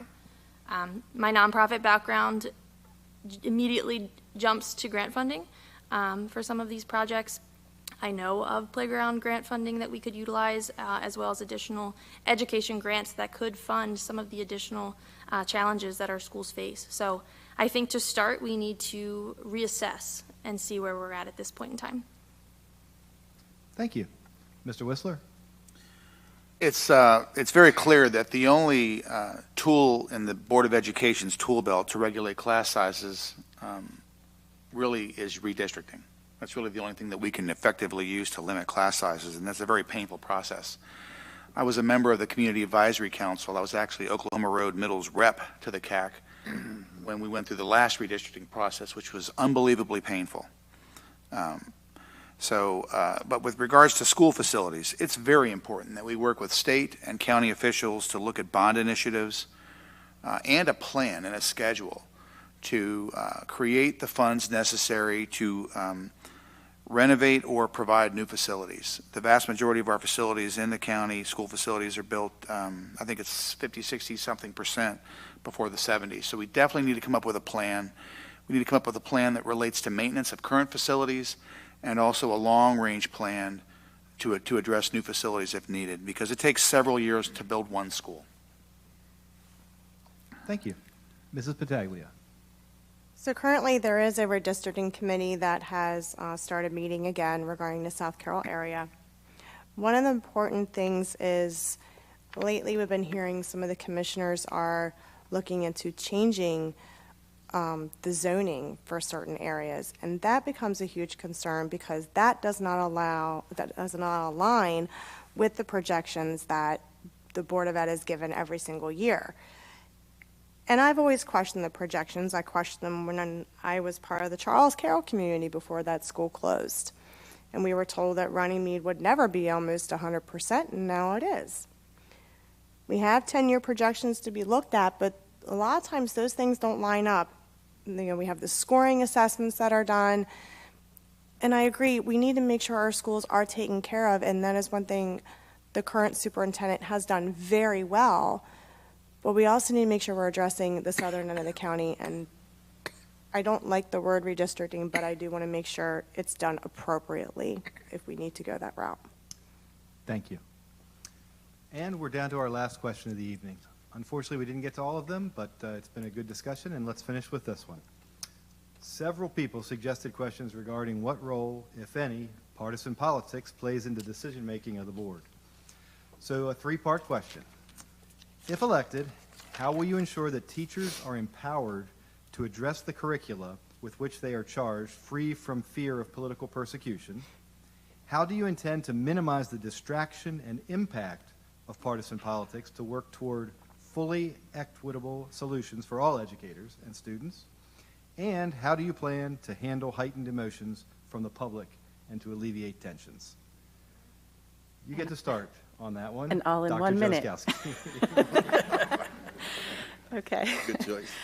Well, I think I've spoken before about, how I feel about the diversity of thought that is important for learning and how that plays into the educational process. I think that there are a lot of distractions going on right now. I think that there's a lot of partisanship that's unfortunate. In particular, I think the fact that parents and educators have been somehow placed on opposite ends of this false battlefield is really problematic. In fact, some parents are teachers, right? And the evidence, in fact, the science tells us that when teachers partner with parents, children have better outcomes. So we need to get back to that. We need to get back to thoughtful conversation. We need to be respectful. My job as a graduate instructor is to have difficult conversations, open up a space for those conversations, and make sure that learning occurs, even when we sometimes have divisive topics that we're discussing. And I think I'll do that effectively. Thank you.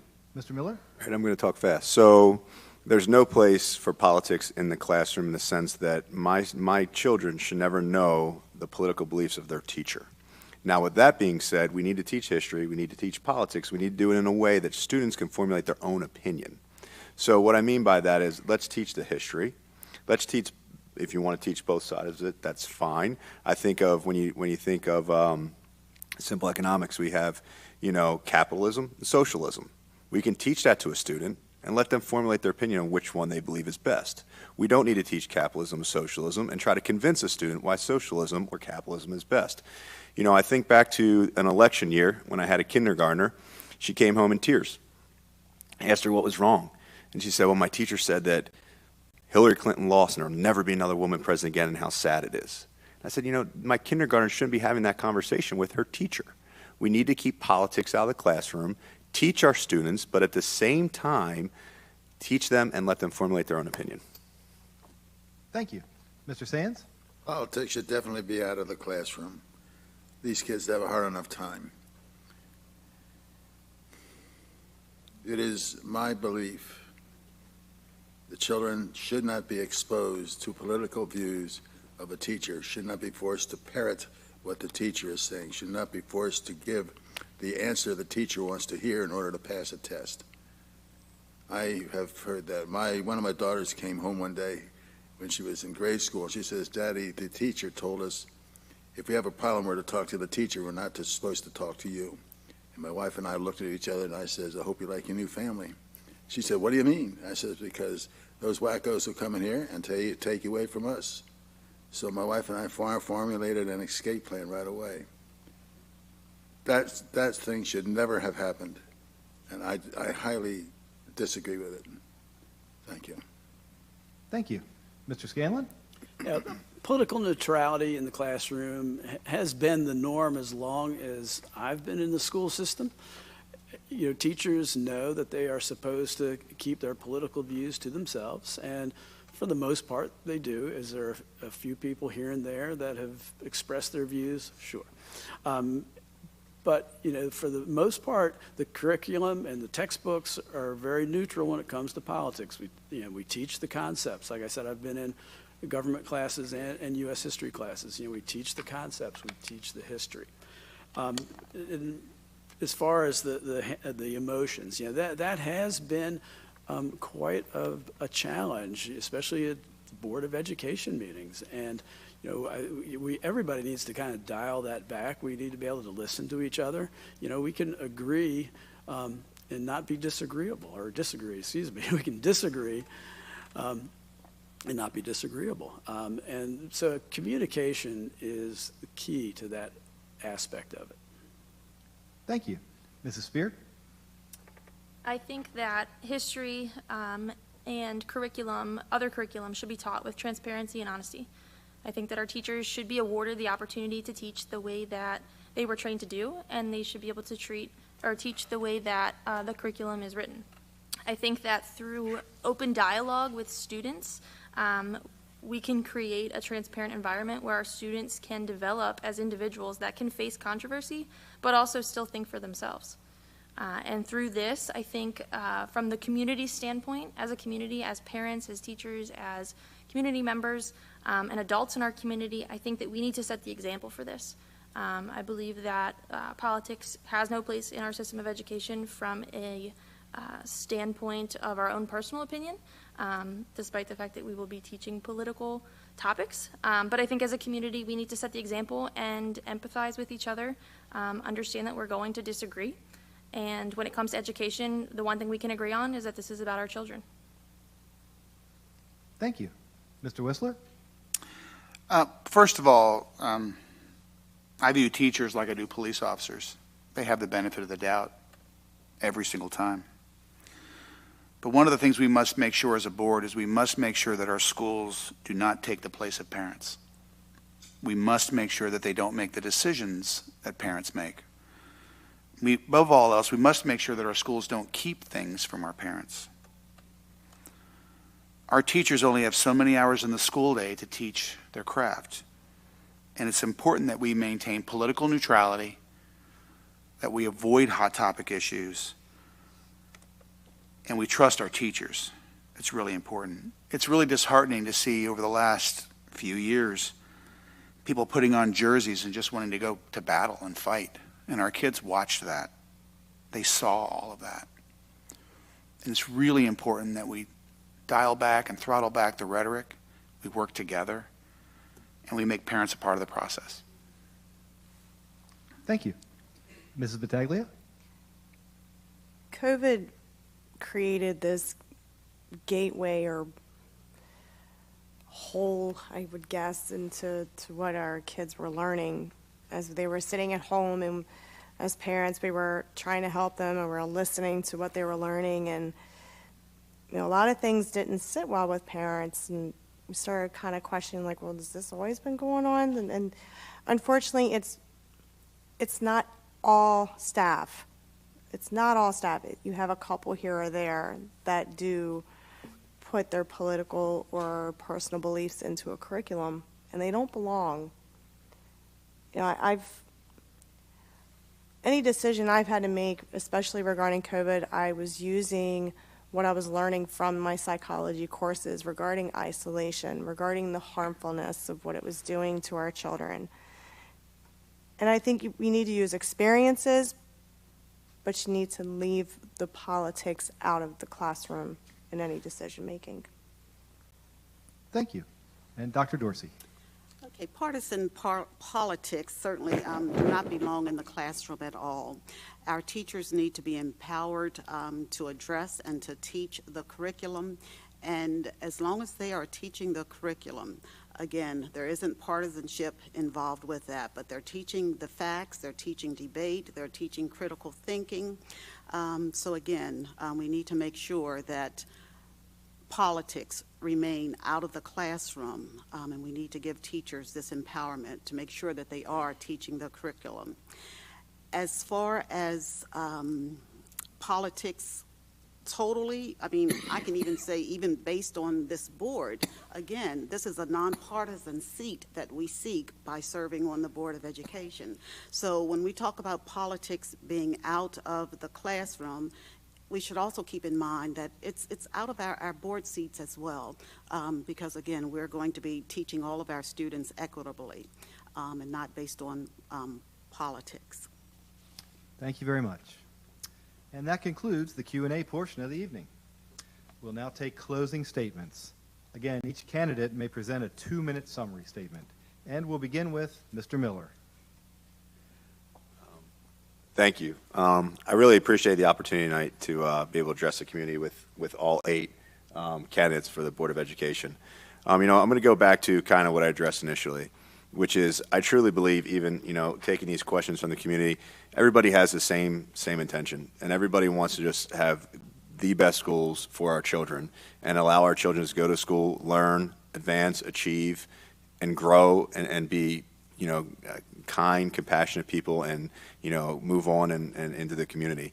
But I also believe that, you know, you move to a community as a young parent or as a young couple because of the school system.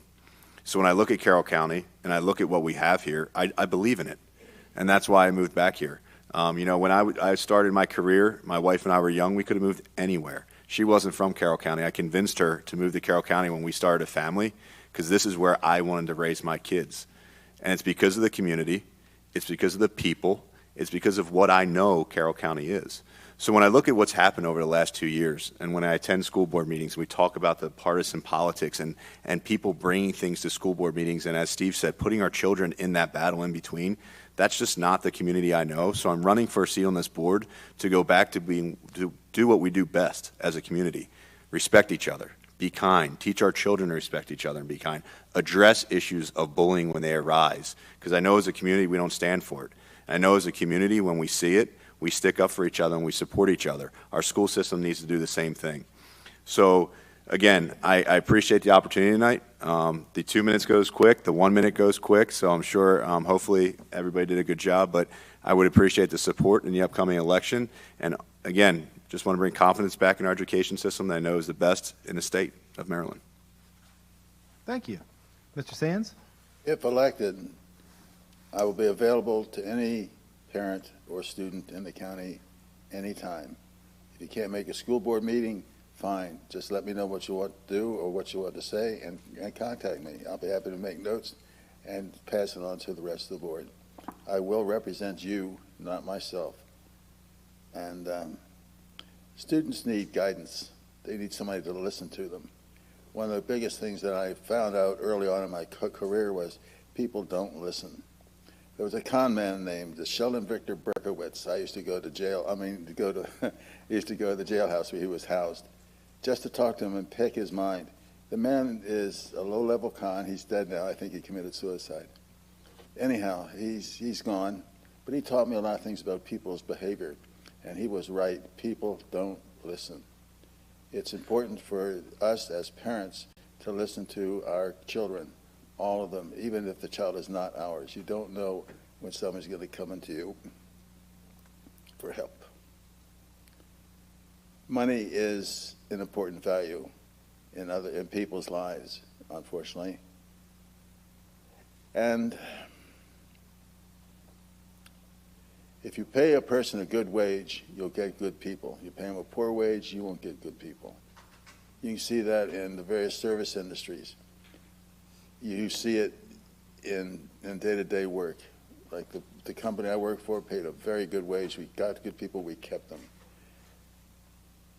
I believe that a person needs to have the value in their lives, and that value comes out of their kids and their social life and who they are and what they represent.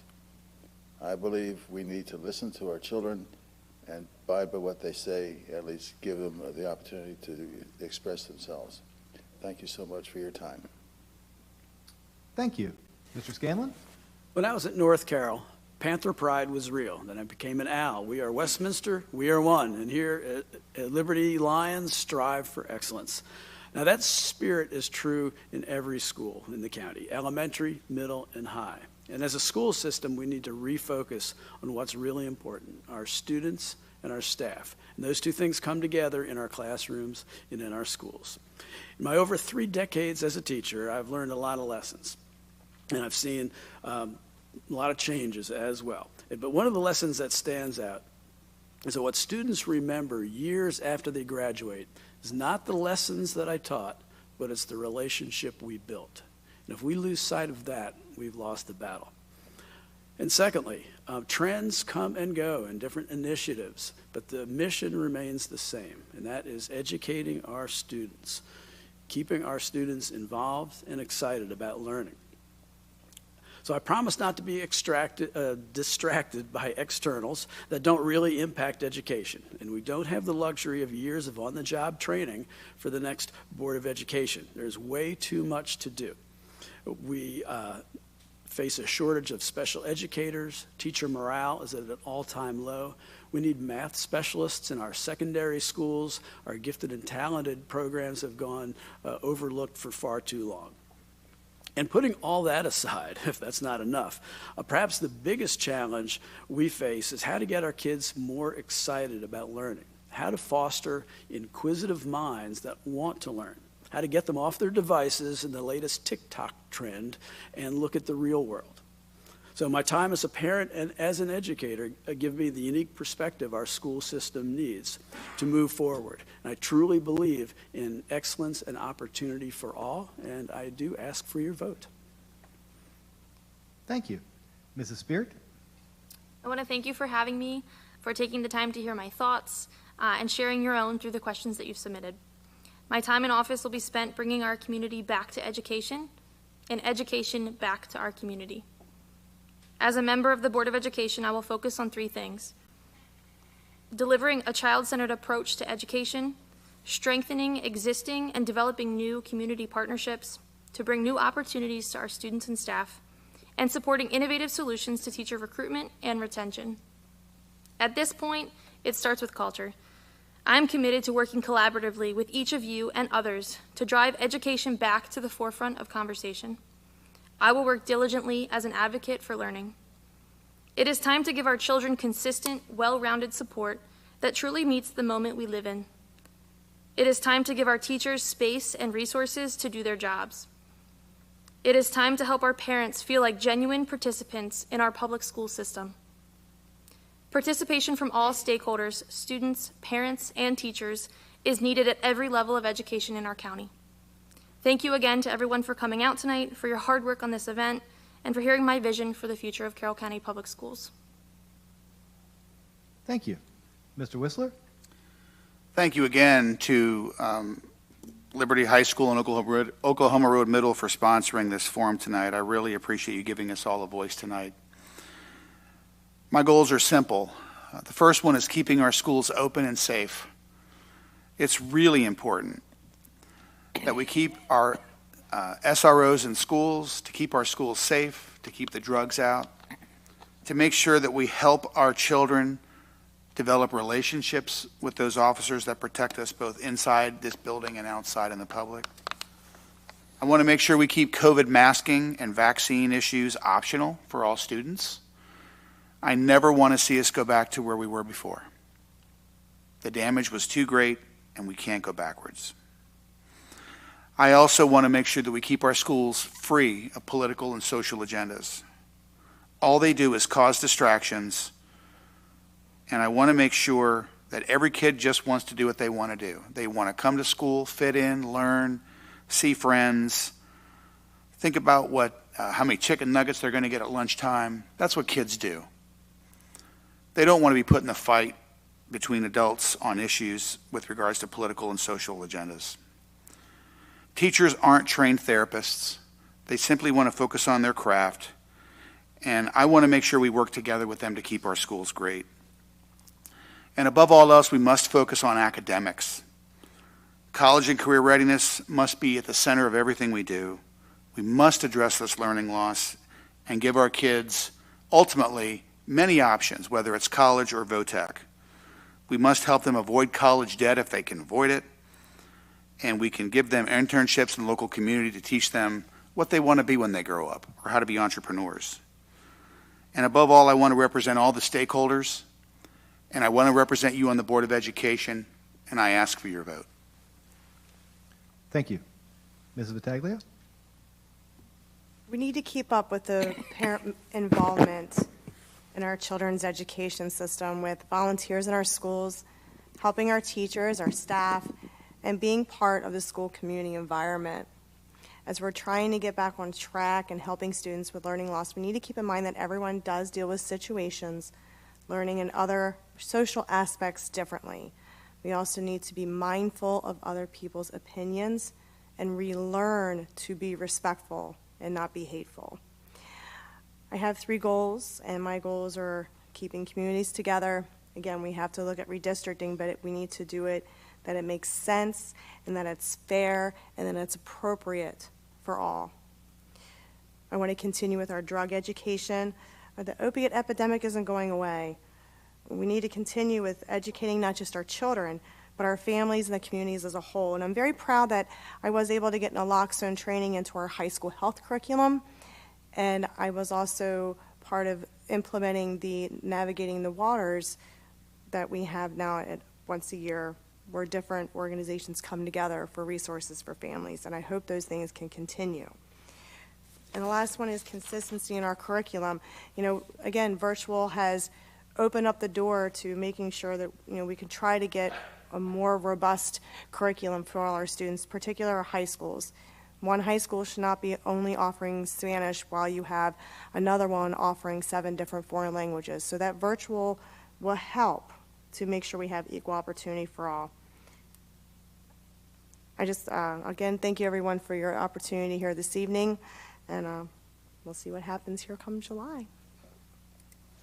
Thank you. Dr. Dorsey? Many thanks again to Liberty High School, PTSO, Mr. Gons, to Oklahoma Road Middle School PTA, again the Carroll Media Center, Bob Bluebaugh, our timekeeper, and to our audience for attending tonight's forum. And I thank also those citizens who are watching at home to become informed. As I reflect back 4 years ago, as I was seeking a first term on the board, I thought, I know that our school system is a great school system because I had been a part of it for many years, and nobody had to tell me how great it was. I knew how great it was. So it's a difference between someone telling you something and for you actually knowing something for yourself. So I knew that we were a great school system. And I go back to what I thought 4 years ago. It's because of our students, our staff, our parents, and our communities that we can claim that Carroll County Public Schools is an outstanding school system. I remain committed to our values, beliefs, and strategic plan as we move forward. I will continue to serve with passion, with heart, knowledge, skills, and abilities. So again, as I move forward, I share my top priorities to ensure all students are provided multiple pathways and opportunities for success, to retain and recruit quality teachers and staff, to enhance a diverse workforce, to ensure that our staff salaries are competitive, and to support implementation of the blueprint for Maryland's future. So I ask that you would please vote for Patricia Dorsey to continue to serve on the Board of Education for our students, staff, families, and communities. And your support is deeply appreciated. Thank you. Thank you. And Dr. Jaskowski, you've got the last word tonight. Thank you for the opportunity to participate. Access to public education is a cornerstone of liberty. Diversity, learning, and opportunity are core values of democracy, and they must be preserved for all students, not just the vast majority, as some would have it. Students need to be safe and well cared for. They spend many hours a day at schools, and they need to be in a positive, affirming environment of growth and acceptance. I want you to know that I care, I am qualified, and with your vote, Carroll County, I can win. I am eager to represent you as an educator, as a clinician, an ally, and a parent who will advocate for your children, fight for best interests for our community, and support our teachers and school system unequivocally. I look forward to continuing this conversation at many upcoming events, and thank you for taking the time to learn more about each of the candidates. Let's get to work together. Thank you. And thank you very much to all the candidates for spending about 2 hours with us tonight and giving us a very informative and interesting forum tonight. We also want to thank again our host, Michelle Rogers, our timekeeper, Jesse Lacko. She had the toughest job out here. I want to thank the Liberty High School PTSO and the Oklahoma Road PTA for partnering with the Community Media Center to bring this to you. And of course, thanks very much to everybody who turned out tonight in the audience and everyone watching at home. The forum will be available for on-demand viewing at carrollmediacenter.org and on YouTube. It will also be rebroadcast on channels 19 and 1086. And before we go, I'd like to encourage everyone to learn about the candidates running for all the positions in the 2022 elections by visiting the CMC's online voters guide. And of course, I want to encourage everybody to vote this year in the primary election. So thanks again. We really enjoyed bringing it to you, and we hope that you all learned something. Have a good night.